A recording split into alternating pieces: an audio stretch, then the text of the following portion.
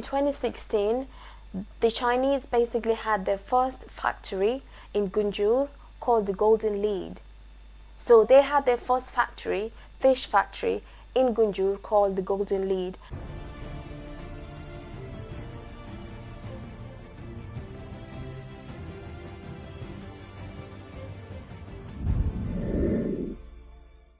Welcome back to my channel. It's Rene Marcus. Thank you so very much for tuning in, and if you're new to my channel, please do me that favor and press that subscribe button. So today I decided to talk about the illegal and unsustainable fishing activities in the Gambia. It is sad that a lot of these illegal activities has been going on in my country, and we've talked about it. The diasporans have tried to talk about it. The locals talked about it. They have done as much as they could to basically grab the government's attention, but it's like not much has been done to basically tackle this issue. And it's like when I talk about this on my channel, especially in my lives, I see a lot of comments like, why don't you kick out the Chinese? Gosh, I wish it was that easy just to kick them out and say, you know what, your time is up, just leave. You know, I wish it was so easy for us to do, but unfortunately it's not. It's not the Gambians against the Chinese, but I would say it's the Gambians against the government, the Gambian government, because at the end of the day, it's the Gambian government that are signing contracts dealing with the Europeans and also the Chinese for them to actually do whatever they want with our sea. So at the end of the day, we basically have to go back to our government and say, hey, I think you've overstepped and I think you need to retreat. When we actually want a result, we have to do it in a smart way in order to get a good result, no matter how slow we are, no matter how long it takes us, but as long as we're doing it the right way. So today, the topic is all about the issues surrounding the fishery industry and what the locals actually go through. So in 2019, the Gambian government had big plans to increase its total fish production to 75,000 metric tons from the current estimated of 53,719 MT, which is the metric tons. But pressure from a global network of illegal and unsustainable fishing activities and the government inability to reverse collapsing industrial fishing is weighing heavily against projected catch volumes. Even if the government was to implement a perfect strategy for the fishery sector, it basically always gets distracted by illegal activities from global networks because they might offer more money for them to fish without any control. So this is what the government is doing. They don't care what happens in the sea, because what they then say is that the sea is not like a farm. When you grow something, you know that, oh, you're gonna have carrots at the end, because obviously you know that you grew carrots there. When in the sea, it may be a good day, it may be a bad day. They basically just let foreigners to abuse our sea and just believe that, oh, those people are investing money and it's not like they're 100% gonna get what they want from the sea, and also they're paying their taxes to the government. They don't even know, the Gambian government don't even know how much tuna cost. They're basically selling it for what, £132 per ton, when one tuna is costing millions in Europe. We don't know the value of our sea. We don't know the value of what we have, which is so disgraceful. Industrial fishing for local processing has collapsed and exports have plummeted due to increase of illegal fishing. And these illegal fishes, what basically led to illegal fishes is basically poor surveillance of the fisheries resources in the high seas, unsustainable number of commercial fishing licenses, declining landed catches, high cost of energy needed for processing, and the Gambia's inability to comply with the right procedure with the EU market. The Gambian government just do whatever they want. They absolutely don't care. The Gambian government don't actually comply with the actual procedures to sell out their fish the right way. As long as you offer them a huge amount of money, they will go for it. Absolutely, which is not right at all. So what I'm going to do is allow my brother here to actually explain exactly what they go through anytime they go fishing, so that you guys understand exactly what I'm explaining to you.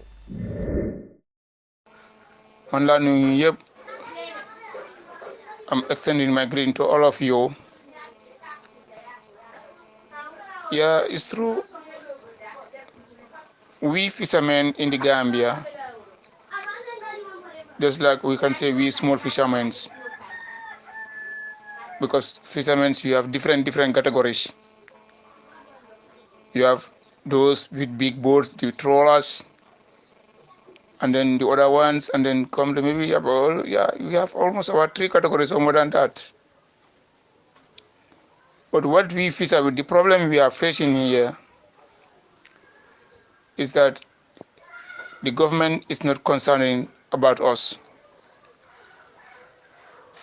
We fishermen, we are suffering and we are facing very difficult problems every day. A problem that will never solve, I can say. Because when you have problem, when you go to the government, they will not listen to you.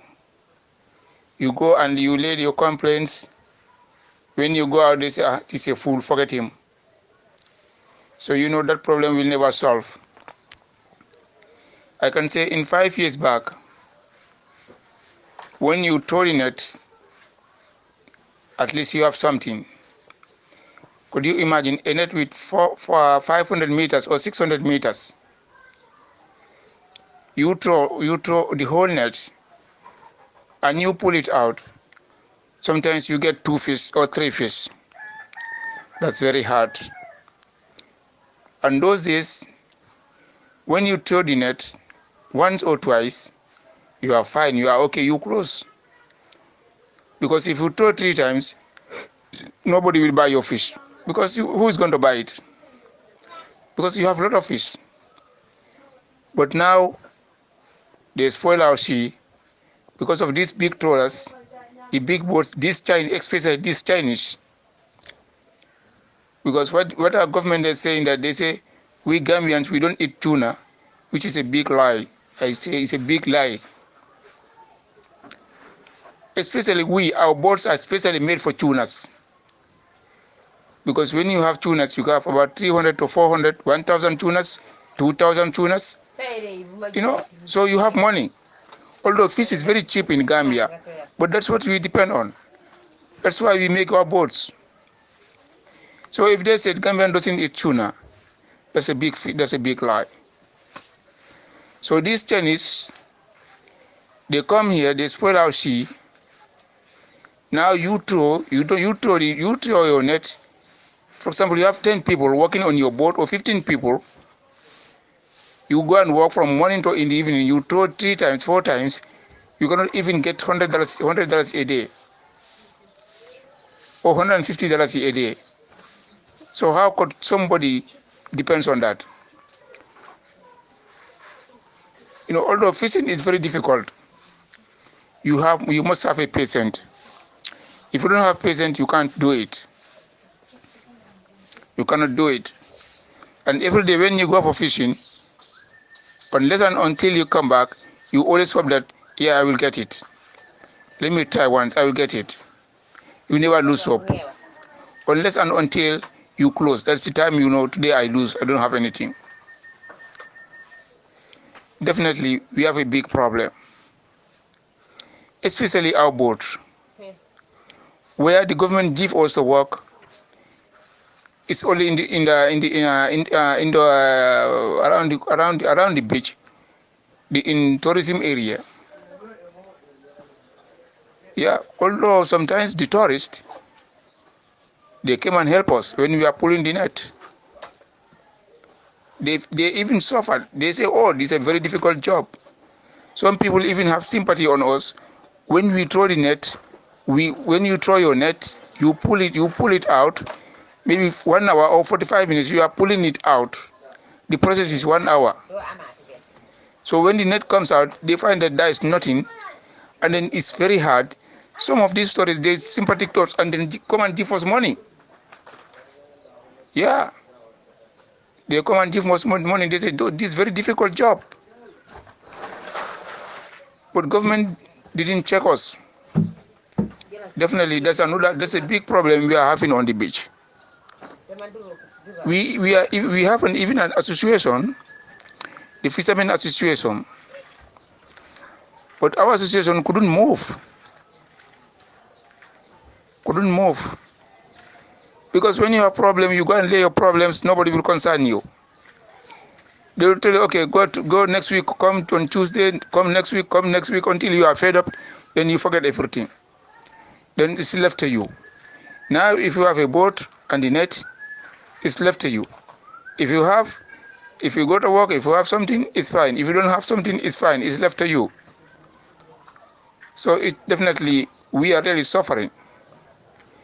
It is only that we cannot leave the job, because although that's what we depend on. That's what we depend on. But definitely, these big trawlers in the sea, even the other boats, they were always complaining. They said these trawlers, when they throw their net, these big boats, they come and cut their nets in the sea. They lose the net, they have to come and look for another new net. That problem have been insisting. They complain to the government, nothing comes out of it. So definitely, government is not concerned about us. Truly speaking, we are just doing the fishing, but government is not concerning about us. Remember, my net is 600 meters long, 600 meters. The rope is almost 300 meters long. Now we enter the boat, we throw the net, and people outside are pulling. At the end of the day, we cannot even have one basket. I can show you the example like this. The fishing is very difficult. Dearly, we are suffering. But we have to depend. We have to keep patient still, because that's what we feed on. That's what we feed our family. We pay our rents. We pay our current bills, water bills, everything. Our education, children's education, everything is there. So we cannot leave it. If they say young people are going back way because they don't want to work, no. Because you are working, always, you are always working and you didn't get anything. Definitely, it's embarrassing. You have to look for another solution. So that's why we fishermen in the Gambia here, we are very few. Half of our fishermen are Senegalese. But still we have Gambian fishermen. Those with the boats, and then those using lines and others. Yeah, but definitely in our sea now, we have very, very little fish in the sea. And then I can fully remember one black American told me this. In 5 years back, we are working at the beach. He was helping us to pull the net. And he told me in 5 years' time, the way I see this sea, the government is doing, you will not have enough fish in this sea. And that is really what is happening now. Although it's better than sitting down, folding your hands, but definitely it's very, very difficult. I've basically been explaining, sometimes it goes up to 1 week without fish. So it means that the fishermen will actually go to the sea for a complete 1 week without catching nothing. And when I say nothing, maybe it's just like tiny fishes in the sea. That's all that they will get. Or maybe nothing, absolutely nothing, because there's no control of the number of fishing to basically supply the factories. So which means that if these factories are in our sea doing whatever they want, then they'll be catching all the fishes, and there's nothing we can do about it. A lot of spoiled fish are dumped in the beaches because the locals are catching fishes and selling it to the factories. And also these factories have those big trawlers catching thousands, millions of fish, taking it to their factory. The fishes that they don't need, the unwanted ones, will basically be rotten because by the time they're done with it, it's spoiled. And then what they will then do is just throw it in the beach, and then the water will just wash it away. Absolutely wrong, absolutely disgusting. And this is not the contract that they signed. If you've basically made a mess, clean it up, clean it up. But there's no respect. Absolutely, there's no respect, because we don't respect ourselves. We don't respect ourselves. That's why these people can do this, because the government don't respect themselves. That's why that's why these foreigners are coming in our country to basically treat us exactly the way that the government is doing to us. That's how I see it. In 2016, the Chinese basically had their first factory in Gunjur called the Golden Lead. So they had their first factory, fish factory, in Gunjur called the Golden Lead, followed by 2 more Chinese factories. These 2 factories were actually opened in the fishing villages of Sanyang and Katong. Who gives them this right to do whatever?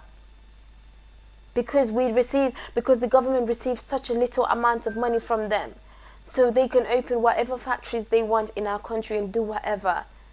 The bad chemicals that they're using and then basically putting that waste in the beaches. Is that even right?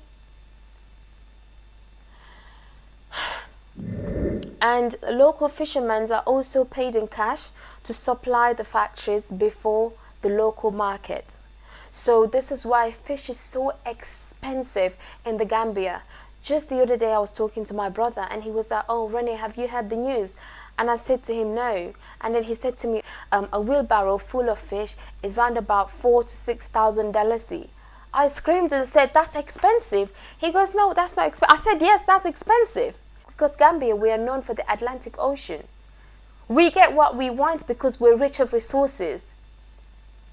You don't even have to go far. You can catch fish within just a couple of meters away from the beach. But now we have to suffer to catch fish.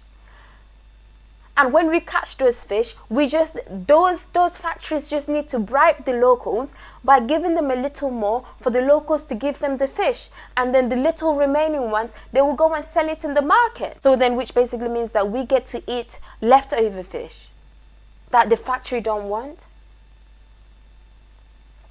Because of what? The government is not there to support us. So the little that they can have extra from these factories, they will take it, whether they have the choice or not. While the local markets are out there waiting, because what happens when the boat comes out, the women are actually there with their buckets waiting to buy fish from the boats. It's so sad, you know? And also another thing is that one local fishing boat can catch up to 100 baskets of fish. Yeah, listen to this. One local fishing boat. You guys have seen the fishing boats in Africa, especially in Gambia. So that boat, on a good day, they can catch up to 100 baskets worth of fish, you know. However, with the Chinese trolls, they can actually catch a day more than 1,000 fishes, more than 1,000 baskets full of fish. And yet still they will buy the good fish from the local fishermen. And then the bad ones will be sent over to the markets, local markets. Where are the private sectors? What are they doing? Where are they investing their money? Why can't they invest it in the fishery sector? Where are the hotels? Why can't they basically invest? Why can't we join hands together as Gambians and do this for ourselves? You know what? This is the end of the video, because when it comes to fisheries, the problems in the Gambia, current affairs, I think we're just going to keep talking and talking and talking about it. And hopefully the government will get to hear me one day and maybe make a change. Thank you so very much for tuning in today. And if you're new to the channel, you know what to do. Subscribe and press that notification bell so you would watch my next uploaded video. Goodbye.